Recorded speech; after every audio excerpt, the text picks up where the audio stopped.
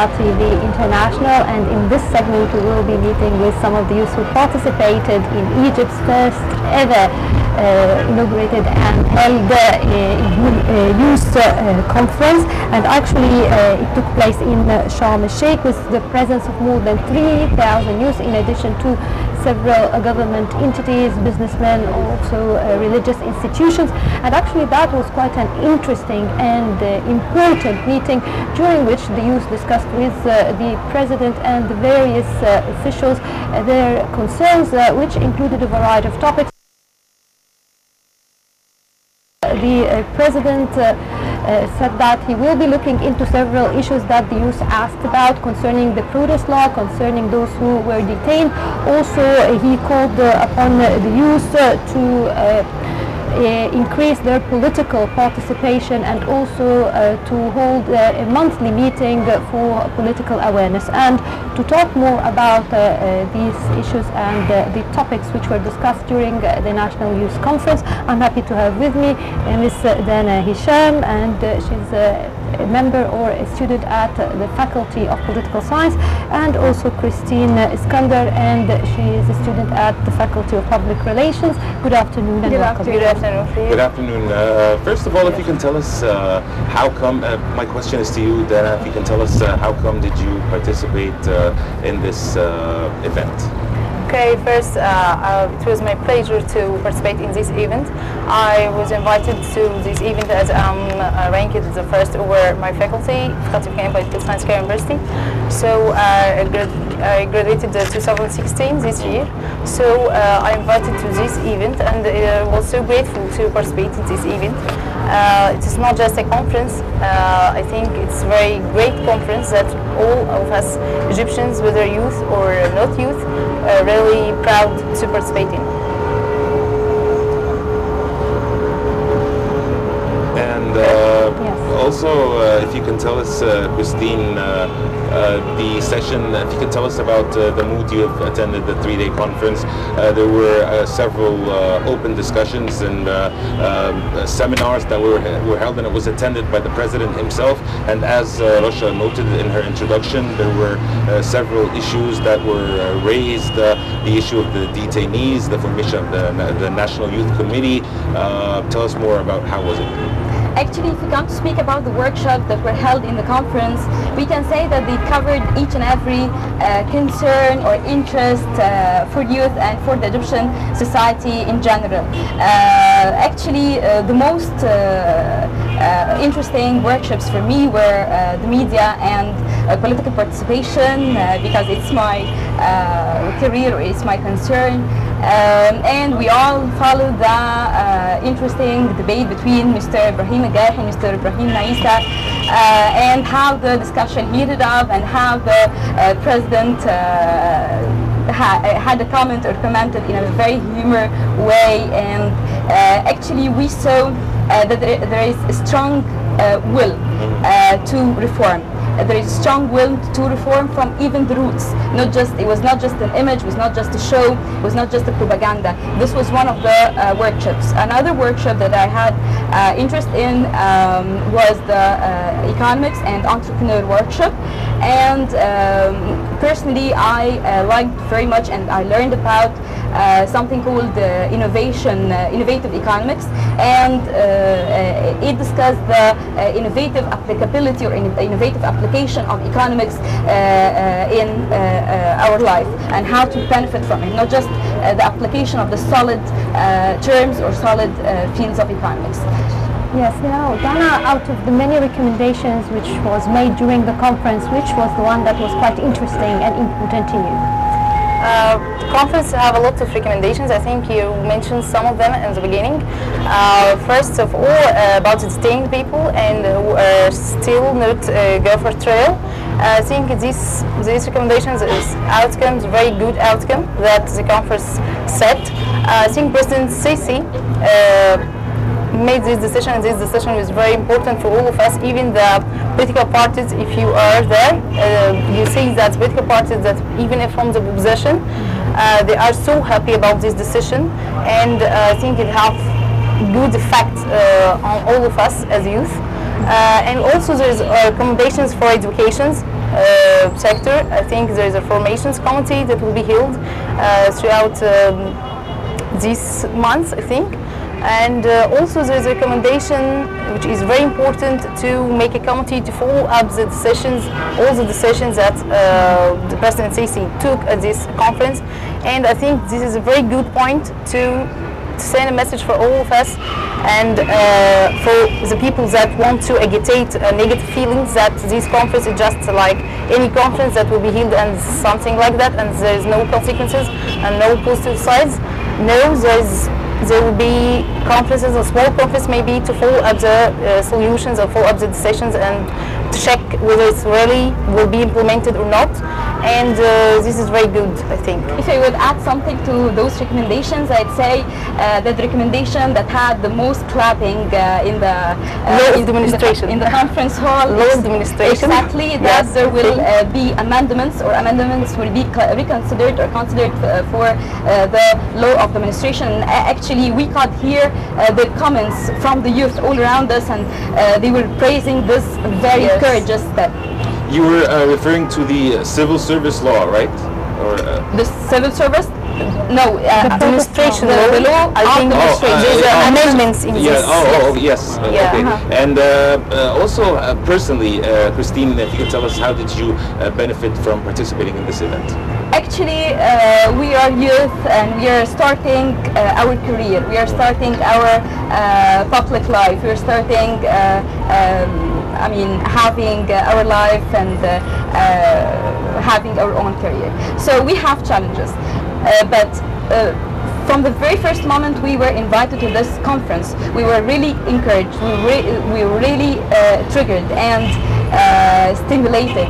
Actually, it was really amazing and wonderful having all or most of the decision makers around you, talking to you without any borders. So we can say that we skipped the unwanted or unneeded borders with the decision makers. We could see youth doing presentations, discussing what they think about the discussion that come out from the decision makers freely and spontaneously, completely spontaneously, without any structure. So this was really wonderful and really unique. Now, Dana, there was a lot of topics discussed, among them the human development topic. How was it tackled?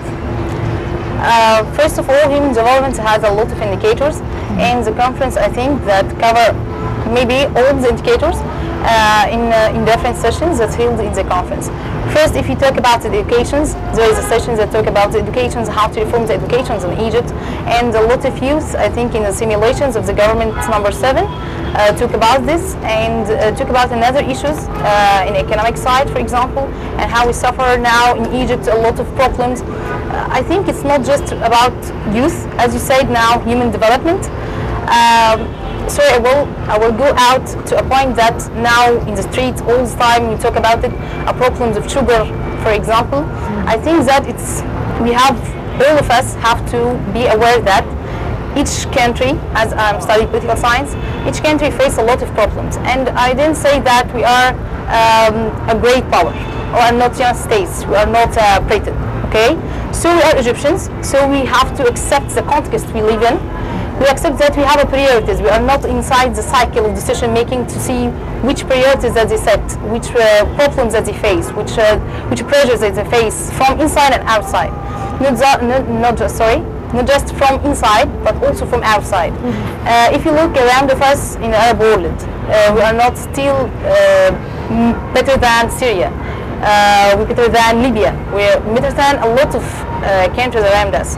So there's a priorities. Don't stuck in something like sugar problem and saying, oh wow, there's a great problem and we face a huge problem that we have to solve it. No, there's a priorities first. We have to look first, as President Sisi, look for youth. Youth is the main aspects in any society. And we here have to explore this, as we are the majority of the citizens here. According to the demographics, yes. Yes. So we have to explore this. He explores this. Let me know which presidents all over the world, not just from here in Egypt, per year President Sisi, say about this or held a conference like like what we say, like what we see in this conference. Obama himself didn't do this. We look to him as a democratic leadership or democratic leader that lead a democratic society. Okay, let me give an example that Obama held like something like that. Or Arabian states, that we always give an example that Arabian states are very democratic states. So okay, let me, like for example, Switzerland. Switzerland held something like that. You meet the president face to face and run together without any barriers, without anything. You talk to him personally, face to face, and you recommend something, and he's taking notes by his pen, and as end make his recommendations. Something like that really never happens. So we have to look to the positive sides and not just looking to these people who want just to agitate the negative feelings and we are going to lost and we're going to do nothing. No, we have a lot of positive things and a lot of positive efforts that really happen around us. This very small sacrifice about sugar, for example, I think sugar, first of all, is very bad to our health. It's okay. Also, sugar and salt. So forget about it all, and look around you. Say that I'm Egyptian and I live in the conquest of Egypt. Don't say that why I'm not like one who live in Switzerland. You know, every aspects of life, economic, and I'm very poor in compared to another one living there. You are not from Switzerland. Okay, if you want to live in Switzerland, so okay, go to Switzerland and take a president there. You are here an Egyptian, so you have a conquest. You have a lot of challenges that we face today. Like for example, Israel. We face now very problem in water. We see that President Sisi want to face this problem in a lot of aspects. We then see the people outside the picture, outside the decision-making cycle, all the time saying look to very little and few problems that anyone knows that this is not a problem for any country. So we have to be aware that human development have a lot of indicators backing to the equation, and the conference really tackle a lot of these indicators, that consider the human development. But more than that, this conference give us a message for all of us, indirect message maybe, about this human development, that youth and every Egyptian have to look that we face a lot of problems, and we are in the first step maybe, but maybe there's a long way to pass. But as a final, you will see the best consequences from this conference and from the recommendations and the outcomes from this conference. Then you mentioned in your talk of the marathon, Christine, if you can tell us more about that. Of course, it was a very courageous and a blunt move by the president to hold the marathon with the youth without, as you mentioned, without any barriers. Without any insecurity. He's just wear a t-shirt without any security. If you look at him, he's just behind me, okay? Without any security, without any barriers. I just take a picture beside to him, you're just behind me. So yeah, it's very interesting. Actually, it was one of the happiest moments in my life personally, and it was memorable. We were actually running in a lane, and the lane beside us there were ambulance cars, there were fire extinguisher cars. So the moment the president came and he waved his hands greeting us, it was really fantastic, because as we said before, no barriers were made. So we were running, and on my right side there was the Minister of Foreign Affairs, and my left side there was the Minister of Defense, the Minister of Defense, I'm sorry. So actually it was really amazing. Egypt was running together. Egypt was running towards the advancement, towards the Renaissance. Yes, because as you mentioned, the slogan of the conference is "Advance and Innovate." Innovate. Exactly, yes. Exactly. And the moment we reached the icon of peace, the president gave us a speech, and he delivered really important messages to the whole world. Egypt is youthful. Egypt can. Egypt endures. Egypt will go on, and Egypt will implement and will show the world.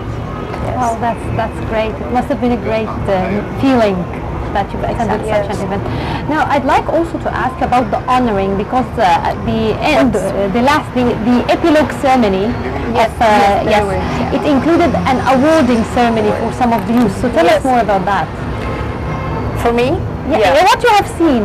Yes. I think that this awards is extremely very good for any youth that when you come, as for me, to become the first, and I will be awarded for that, something gave me the stimulations to continue in these innovations and to innovate more in maybe in a lot of aspects, not just in my career. I will go beyond this. So something really encourage every one of us as youth that continue our path and continue our future in a good way, and to help Egypt to go on the line and to be prosper more. Something very extremely interesting. It's very encouraging even to those who didn't yet discover their talents and their potentials. Yes, unfortunately we're running out of time, but we really do thank you for your presence and for your sharing your experience with us. Christine Iskandar, student of political relations, and Dana Hashim, student of political science. Thank you so much for being with us. Thank you. Okay, thank you. Thank you. Thank you. And dear viewers, a short break, and we'll be back to resume the remaining segments of the Nile Cruise on Nile TV International.